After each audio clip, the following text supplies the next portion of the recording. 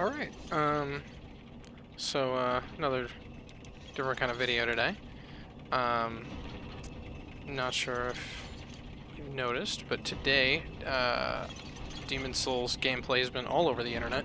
I think, some people, in the EU, got their hands on the PS5. I think it released in the PS5, in the EU or something like that.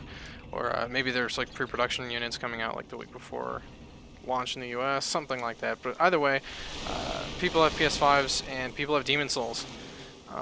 So I thought I'd boot up my PS3 emulator and I'd play some Demon Souls, because I do in fact own the PS3 version of this game. I don't own a PS3, but I own the game.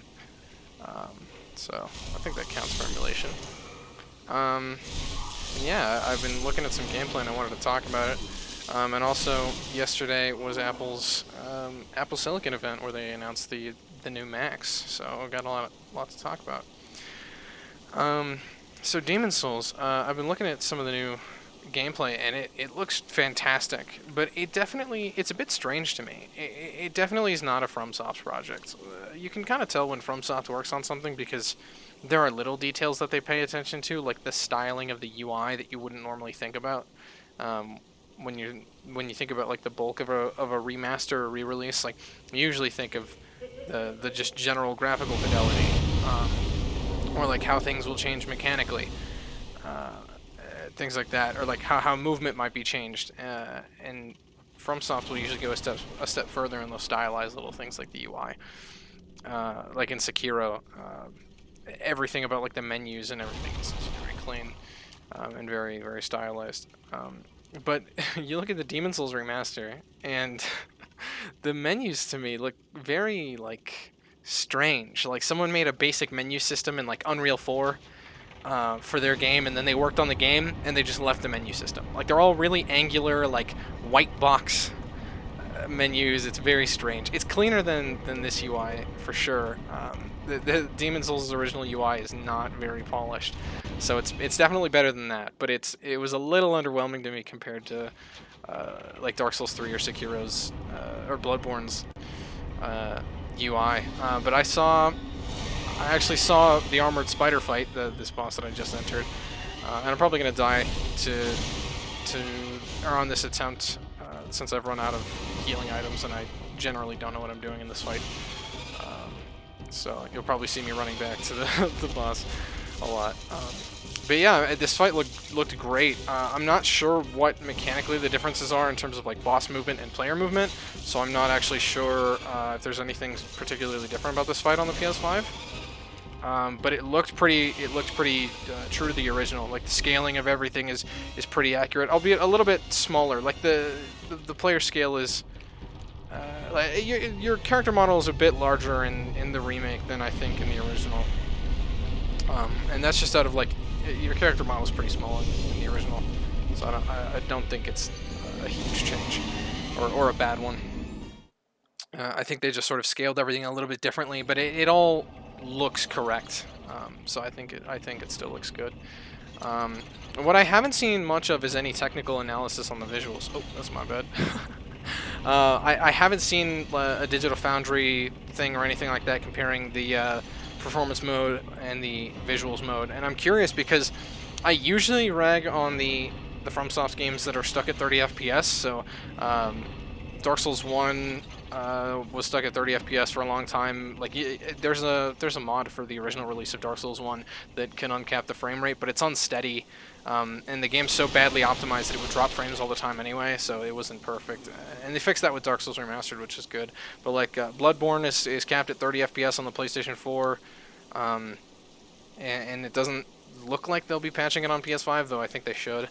But Demon Souls 30 FPS mode is interesting because it's you either get 60 FPS or you get ray tracing, and I think the game already looks pretty good on its own, so I'm not sure how necessary ray tracing is to like the fidelity of the image. Like I don't think it's all that necessary, but I don't know, I might be wrong. If it enhances the experience visually enough, I think it might be something that would be worth looking at. I don't think I'll be getting a PS5 for a while for multiple reasons. There's other things I want to buy. It's expensive. Like I just bought the phone, and low availability, and I don't know if I want to buy a whole console for one game, because really I'd only be buying a PS5 for Demon's Souls, which is a game that I already own and can already play at 60 FPS. Yeah, the remaster is different, but in general it's still a similar experience to be able to just play it on my PC here, so I'm not going to exactly rush to get a PS5, but I will end up getting one eventually if Demon's Souls never gets released on PC. So it does still matter to me, and long-term support for FromSoft games is usually pretty bad. Like they usually just kind of release the game and let it stand, and that kind of sucks because like you get things like Dark Souls Remastered, which like the anti-cheat was broken day one, and they said they fixed it, and it didn't really get fixed. The only thing that ever got patched out of Dark Souls Remastered was one of many dupe glitches, and I think like a wrong warp or something like that. Nothing special. Sekiro got its recent update with like 3 costumes and a boss rush mode. Probably the most FromSoft has done for any of their games post-launch in a long time. And that's not even that much. Like a couple skins and a mode where you can replay boss fights is pretty bare minimum to me. But yeah, so I'm not sure if Demon's Souls we'll get that kind of love. We'll get any kind of treatment for post-release anything. So I still care that the game runs well and looks good at launch, because half the time that's kind of what we get stuck with is the launch version. But yeah, I mean, I've been seeing a lot of stuff about the next-gen consoles in general. I saw the fake Xbox emitting smoke thing, which was it was interesting. I don't know why people put out stuff like that. Like, I don't understand the kind of person that buys an Xbox, like spends $500 on an Xbox, and then pretends that it's broken for like internet attention for like a day. Like, is that like a console wars thing or something? Is that like a I don't even know. But yeah, I imagine that the next gen consoles are, yeah, they're gonna have a couple of issues. They're not perfect. They're at the end of the day they're still computers. Like some of them will have issues, and that's whatever.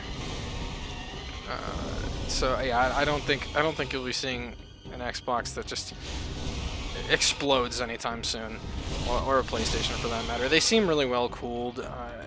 Sony and Microsoft both learned really well from the whole Red Ring thing, because the thing about the Red Ring of Death situation on the 360 was that happened because of a manufacturing oversight to rush the console's release out. From what I remember, I think the story goes something like they used unleaded solder to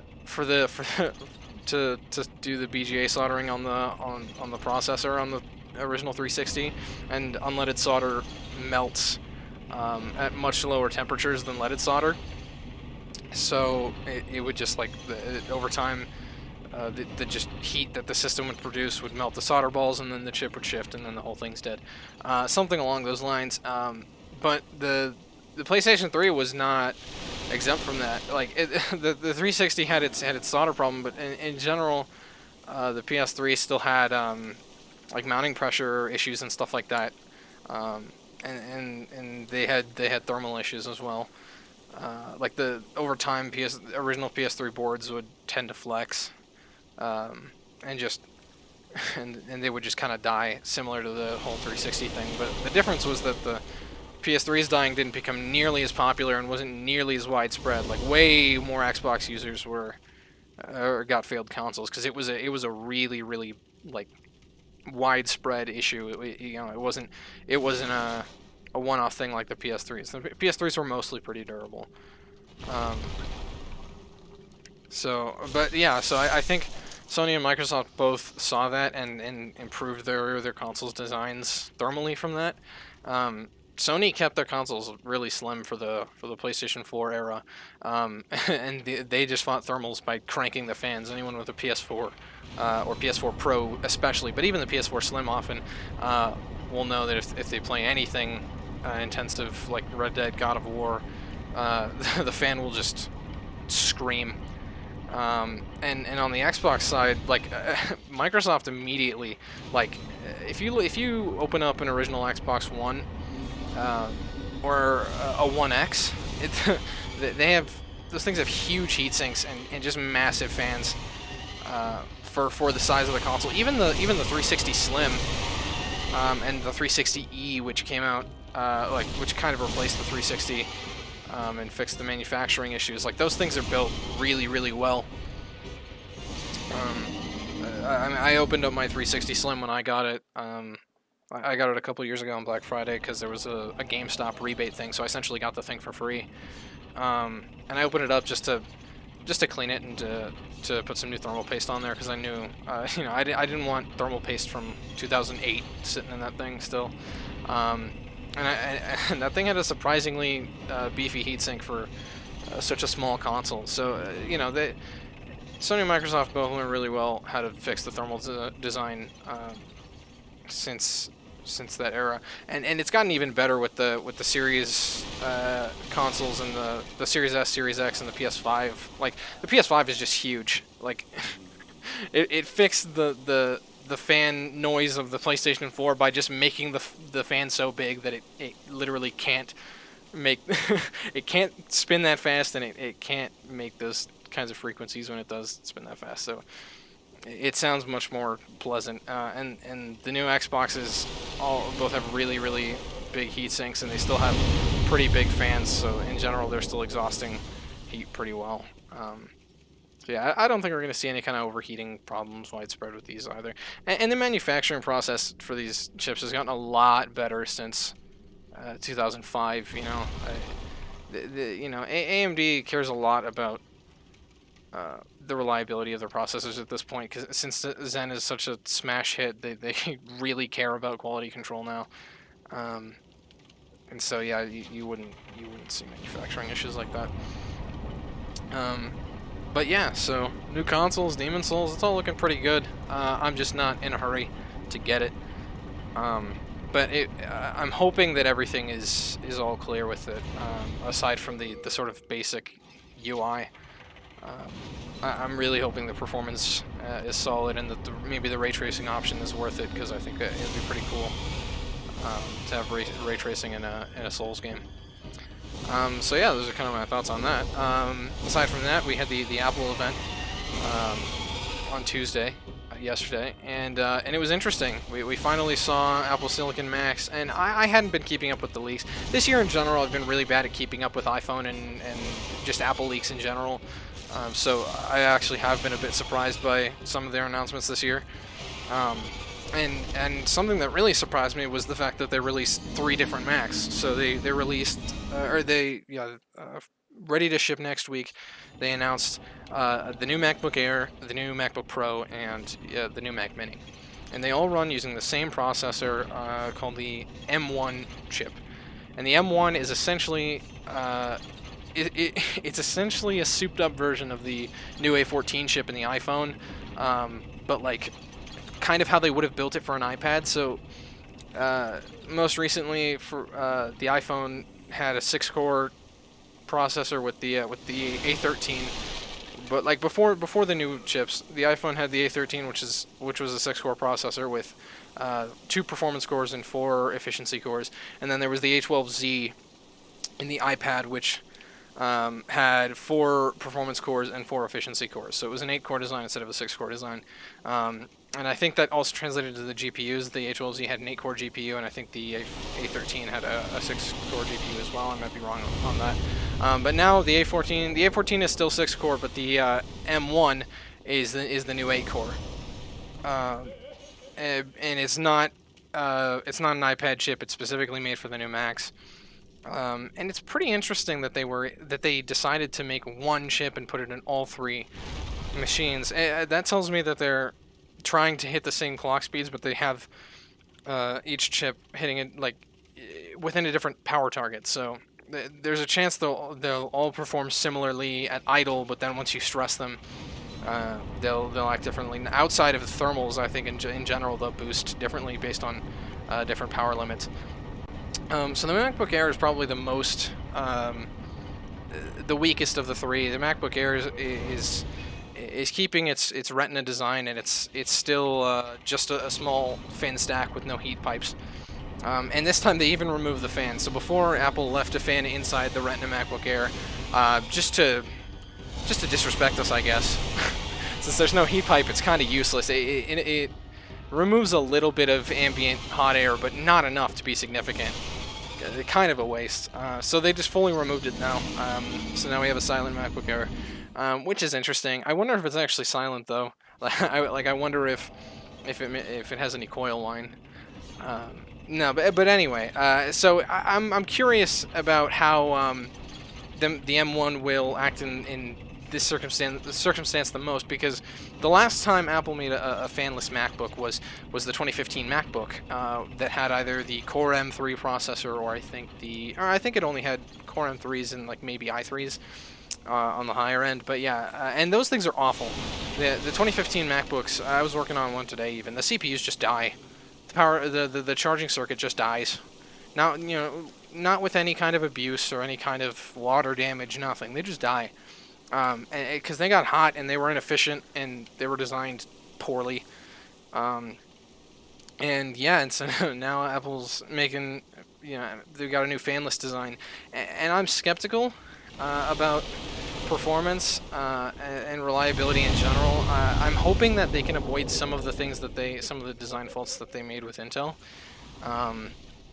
And hopefully thermally the M1 is a little bit less thermally constrained than the Intel processors were on the MacBook Air as of late. Because no, the i3s, I believe, or the i5s that were in the 2017 Retina through 2018 Retina, through 2020 Retina were pretty badly throttled. Like those things got hot and they started to run pretty slow when they got hot. So I think that's the most compelling scenario for a fanless, new Mac, and it's the most interesting for a benchmark of the M1 chip in terms of the thermal capabilities. Then there's the MacBook Pro, which to me is the least interesting, because the MacBook Pro is essentially just, and now with since they have the same processor, the 13-inch MacBook Pro is essentially a MacBook Air with a fan and a touch bar, and a slightly bigger battery, which is not worth it to me. I feel like if you're gonna have a laptop that's that thin, that's made to just like be your long-lasting video machine, you can just get a MacBook Air and just like charge it slightly more often. It's not a huge enough difference that I thought the MacBook Pro was anything special. But it has a fan, so the M1 might be able to stretch its legs a little bit better, and maybe we'll see some better general performance from the M1 and the Pro. The other one that's more interesting to me than the Pro, specifically because it's the one that I might actually end up buying for myself at some point. Maybe not this first revision, but at some point, is the Mac Mini. So the Mac Mini, it's interesting because the original ARM Mac, or Apple Silicon Mac, was the development kit that they released with the A12Z, and that's the chip that was in the iPad Pro. That's still in the iPad Pro. And so now we get the M1 chip, which is an architectural, generational leap from the A12Z in terms of graphical performance, all that. And it's still a Mac Mini. So it's interesting because if you buy the new Mac Mini, you're essentially buying a souped-up dev kit. Which I was really interested about the dev kit, and sadly didn't see much about it because Apple was really, really serious about the embargo on that, or just keeping silent on that, keeping developers under NDA for that. So I never got to see any numbers for that thing, which, I mean, there were leaked benchmark numbers, but one Geekbench run doesn't tell me anything. I wanted to see someone, use the machine. But yeah, so the development kit Mac Mini is interesting to me. it has the biggest fan and it has the most physical room because it's not a laptop, so it doesn't need to cram everything into a super thin design. So that's probably where the M1 will stretch its legs the most, and I think that's the biggest chassis they could put the M1 in without it being ridiculous. I think the M1, because it's essentially a souped-up iPad chip, and it's a first-generation product. If they put it in anything bigger, like an iMac or a MacBook Pro 16-inch, it would be kind of a nuisance. So I think Mac Mini was a good place to top it off. But yeah, Mac Mini doesn't have to deal with a battery, so it doesn't need to be that efficient. Mac Mini has the biggest fan, Mac Mini has the biggest fin stack, and I think Mac Mini also has heat pipes like the MacBook Pro. So I'm curious to see M1's performance in the Air, sure, for just general usage, compared to the last Intel processors thermally, but I'm curious to see the M1's performance in the Mini for just raw numbers. Like I want to see Geekbench runs from the Mini, and I want to see gaming benchmarks from the Mini. I want to see like battery life benchmarks from the Air and like thermals from the Air. Because I don't really care how hot it gets in the Mini. In the Mini, you can just turn the fan up and it'll be fine. So. But yeah, with all this comes the new software. I mean, macOS Big Sur, macOS 11 comes out tomorrow, and it's the first. It's the first OS that the ARM machines will be running on. Big Sur has Universal 2 and Rosetta 2, so it has compatibility layers for x86 apps for developer purposes and for just user purposes. And I'm curious to see. I think more so than general performance and benchmarks from these new chips, I'm curious to see specifically x86 emulation performance. I really, really want to see how good Rosetta is compared to a native app, and I want to see how feasible it would be for, or how really where the need is to actually move your app over. Using Universal. I think aside from it being sort of timed, I don't think there's any real necessity for developers to move over their apps to Universal if they're running well on Rosetta. If you think back to the PowerPC transition, I believe it was 10.4 had support for, or 10.3 I think even, but 10.4 had support for the original Universal binaries in the original implementation of Rosetta. And they ran, Rosetta ran okay, but Universal apps ran better enough that it was kind of important to move. And on top of that, Apple got rid of PowerPC really fast. Within like a year and a half, PowerPC had been deleted from their lineup, and by 10.5, I believe 10.5 was what officially removed any support for OS 9 compatibility and software, and I think 10.6 was what removed any PowerPC back compat. No PowerPC Macs got 10.6. It was only an Intel operating system. So I think aside from just compatibility, I don't think if Rosetta is good enough, if Rosetta 2 is good enough, I don't think developers will really need to move their apps over to Universal or to native ARM, aside from maybe Mac OS 11.2 won't support x86 anymore, you know. But at the very least, I think if Rosetta 2 is good enough, it at least means that developers have plenty of time. But it sucks because Apple keeps touting how easy it is to move an app over from Intel to ARM instructions, and that's only really true with Xcode. If you develop an app in Xcode, it's like the press of a button and some debugging. But if you make an app in anything else, it's a lot more complicated than just recompiling. There's a lot more everything that goes into the process.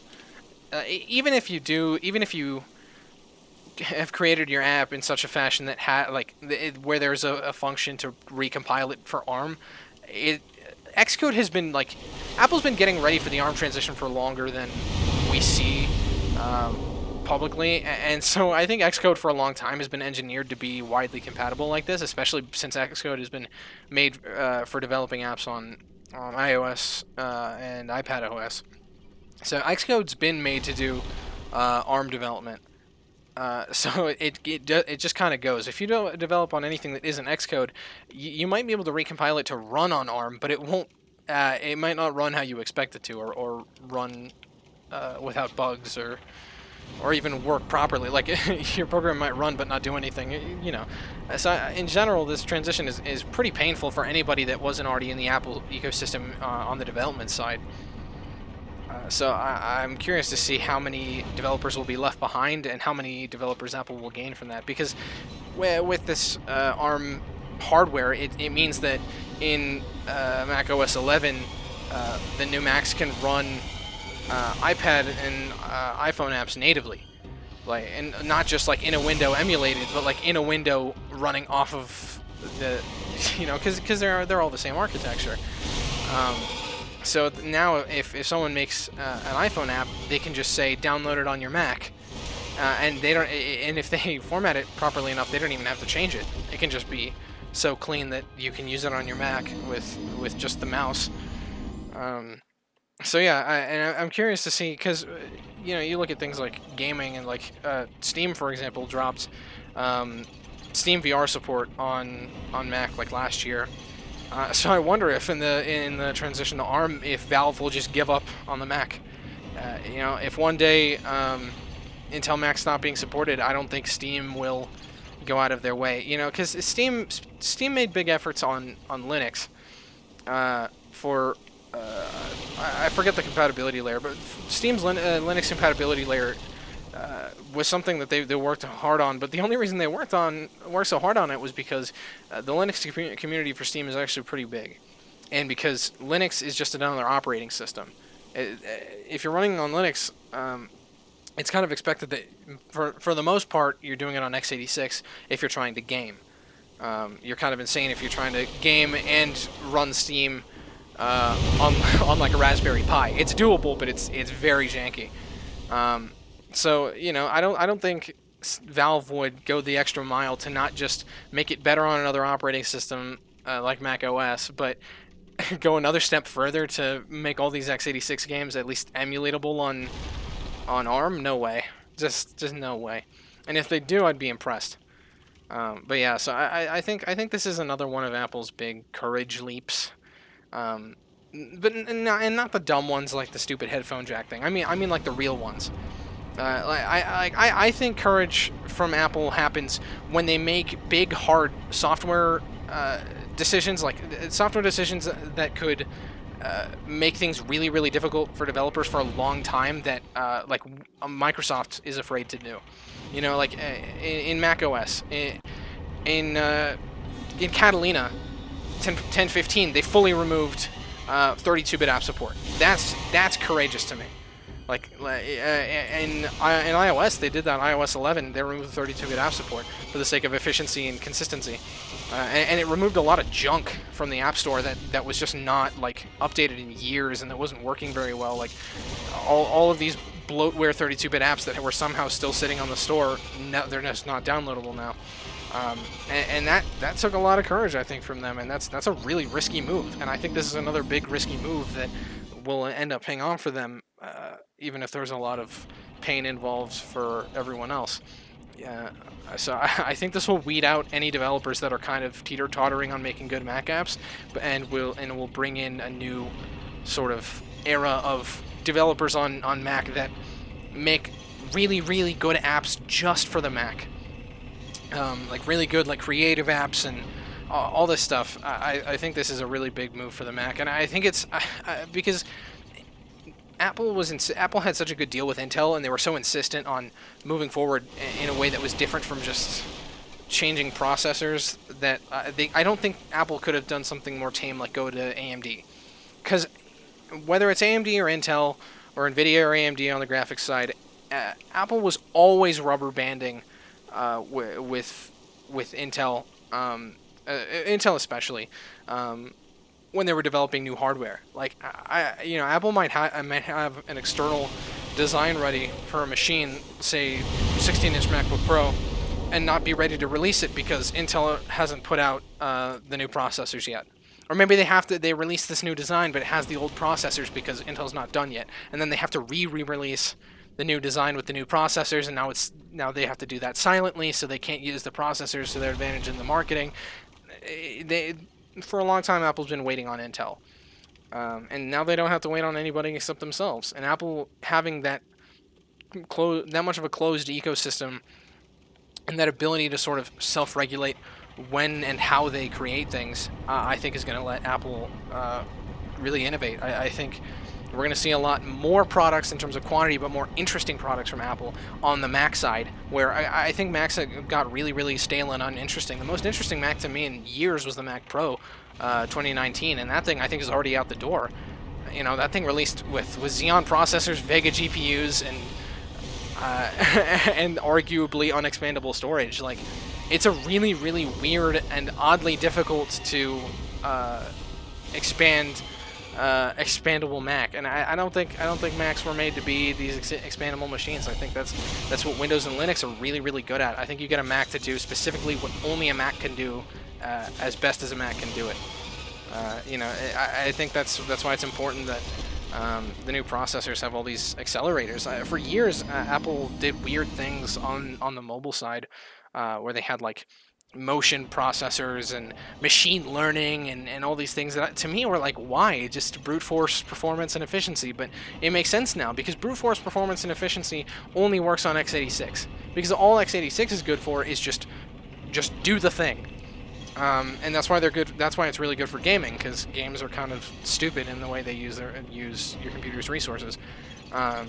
Not in the sense that games aren't specifically wrong for how they use your resources, but just that it's a very dumb, like, just use the cores, or and that's not what Apple was going for. Apple wanted optimization, so I wouldn't be surprised if editing, exporting videos and stuff like that, or doing big audio workloads on an ARM Mac is faster than on any Windows PC, because there's accelerators built in. There's an entire 8 cores, I believe, or 6 cores of machine learning cores on the M1. That doesn't exist on any x86 processor I know of. The only thing similar to that I can think of is Intel's AVX 512 crap, and that's just built into the regular cores. That's just instructions that are built into the cores. So yeah, Macs. I don't think the whole Mac versus Windows thing will hold much longer for anybody, because I don't think Macs will be able to do what Windows machines will do, but I don't think that Windows machines will be able to do what Macs can do. So it's pretty interesting, and as someone that, as a gamer, as a PC gamer, this is, it's kind of a weird thing to be excited about. But as just a general enthusiast of computers, I think this is a really, really big change. And I think in a couple of years, we're going to see some really, really interesting stuff from Apple because of this move right now. But anyway, I've been talking for a while. So if you watched the end of this video, thank you very much for listening. I hope the gameplay of me dying over and over was somewhat enjoyable. I'm not all that good at this game, and I did run out of healing items, so I was just kind of here to kill time and have a visual. But yeah, so thanks for watching. I'll talk to you later, I guess.